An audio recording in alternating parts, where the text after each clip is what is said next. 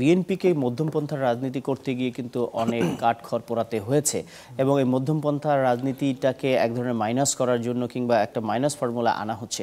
আপনি যখন আলোচনার শুরুতেই বলেছিলেন যে তিনি ক্ষমতার কি ভরকেন্দ্র হতে চান না বলে আসতে চান না, তারেক রহমান ক্ষমতার ভরকেন্দ্র হবার মতো এত পাওয়ারফুল একজন ব্যক্তি, খালেদা জিয়ার মতো সর্বজন গ্রহণযোগ্য ব্যক্তি, তাদেরকে আবার এই প্রেক্ষাপটে এসে কারা মাইনাস করার কথা ভাবতে পারে? আদৌ কেউ কি আছে? এটা কিন্তু সাইফের আলোচনায় খানিকটা আসছে।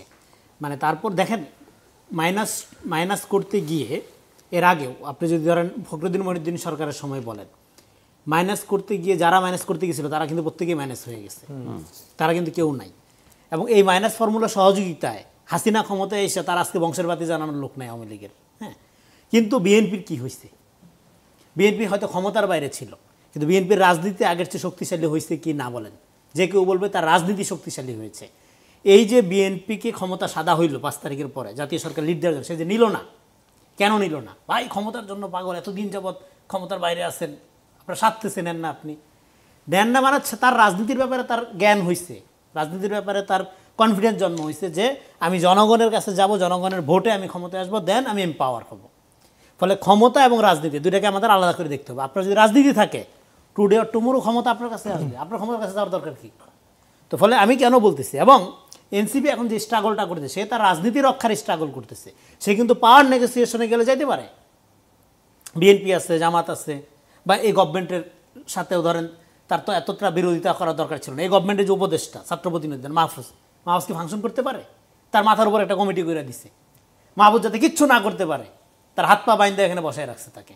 এবং এই সরকারের সমস্ত ব্যর্থতার দায় সমস্ত সম্মিলিতভাবে করা হয়েছে, সমস্ত ব্যর্থতার দায় যেন এনসিপির ছাত্র প্রতিনিধিদের। না, এখন মাইনাস করতে গেলে একটা শক্তি লাগবে, সেই শক্তিটা কি এই মুহূর্তে বাংলাদেশে? মাইনাস করতে গেলে তো একজন শক্তি লাগবে। আগে না মাইনাস করার কোনো শক্তি নাই, বরং যারা মাইনাস ফর্মুলা -2 যেমন ফেল হয়েছে, -4, 8, 16, 32 যা করেন ফেল হবে। যারা মাইনাসের তত্ত্ব নিয়ে তারাই মাইনাস হয়ে যাবে। তারা কিভাবে মাইনাস হবে? কারণ এখানে গণঅভ্যুত্থানের ফলে ঘটনা যেটা ঘটে সেটা হলো যে আমরা জানি পাওয়ার ফাংশন করে টপ টু বটম, গণঅভ্যুত্থানের উল্টায় যায়, বটম টু টপ হয়ে যায়। মানুষ এম্পাওয়ার হয়ে গেছে, মানুষ জানে কিভাবে স্বৈরতন্ত্র মোকাবেলা করতে হয়, মানুষ জানে কিভাবে রাজনীতিহীন ক্ষমতার বিরুদ্ধে প্রতিরোধ করতে হয়। ফলে আপনি এনে মাইনাস টাইনাস এগুলো সমস্ত গল্প বলে লাভ আছে? আপনি ক্ষমতাটা নিয়ে দেখেন না 24 ঘন্টা টিকতে পারেন কিনা। একটা আনহেলদি একটা আপনার ক্ষমতার সাথে সম্পর্কটা কোথায়? ক্ষমতার সাথে সম্পর্কটা মানে ক্ষমতা এবং সন্ত্রাসের মধ্যে সম্পর্ক মানে পার্থক্যটা কোথায়? পার্থক্য লেজিটিমেসি। হাসিনার তো ক্ষমতা ছিল, কিন্তু ছিল না লেজিটিমেসি, ছিল না বৈধতা, এই জন্য ওটা সন্ত্রাসের আমল ছিল, ওটাকে আমরা বলি রেজিম। ফলে আপনি ক্ষমতার এই জন্য বিএনপির রাজনীতির প্রাজ্ঞতার পরিচয় কেন দিল 5 তারিখে ক্ষমতা না নিয়ে? তারা লেজিটিমেসির ক্রাইসিসের এই দায়টা নিতে চায়নি। আপনি গণতন্ত্রে ধৈর্য নিলে হবে না যে জনসমর্থন আমার আছে, আপনার জনগণের কাছে যাইতে হবে। আপনি ধৈর্য নেন আপনার কাছে 100% জনগণ আপনাকে সমর্থন করে নাও, হবে না। আপনি 51% জনগণের ভোটে আপনি জিততে আসেন, জিততে এসে 100% মানুষের জন্য কাজ করেন, দেশকে জাতীয় স্বার্থের আলোকে পরিচালিত করেন। এটা হলো ডেমোক্রেটিক পলিটিক্স। কিন্তু আপনি জনগণ তো আমার পছন্দ করে, গণঅভ্যুত্থান করেছে, আচ্ছা ঠিক আছে আলহামদুলিল্লাহ ক্ষমতা নিয়ে নিই, তারপরে নিজের লোকজন দিয়ে লুটপাট করে, আমার খালাতো ভাই সবচেয়ে যোগ্য, ওরা ডিসি বানা, মামাতো ভাইয়ের শালি সে ভালো, ওরে ইয়েনো বানা, শুরু করে দেয় লুটপাট। তো এই মডেল থেকে বাইর হইতে হবে, তো ক্ষমতার সাথে জনগণের সম্পর্ক স্থাপন করতে হবে। এই জন্য পলিটিক্স ইম্পর্টেন্ট, ক্ষমতা ইম্পর্টেন্ট না।